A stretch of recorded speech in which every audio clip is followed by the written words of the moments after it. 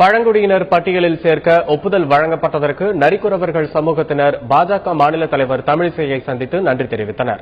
சென்னை தியாகராய நகரில் உள்ள பாஜக தலைமை அலுவலகமான கமலாலயத்தில் நரிக்குறவர்கள் திரண்டனர். அங்கு அக்கட்சியின் மாநில தலைவர் தமிழிசையை சந்தித்து பாசிமணிகளை அணிவித்து மரியாதை செய்தனர். பின்னர் நரிக்குறவர்கள் இனத்தை பழங்குடியினர் பட்டியலில் சேர்க்க ஒப்புதல் அளித்ததற்கு நன்றி கூறினார்கள். இந்த சந்திப்பிற்கு பிறகு செய்தியாளர்களிடம் பேசிய பாஜக மாநில தலைவர் தமிழிசை பல ஆண்டுகளாக கிடப்பில் போடப்பட்ட திட்டத்தை நிறைவேற்றிய மத்திய அரசுக்கு நன்றி தெரிவித்தார்.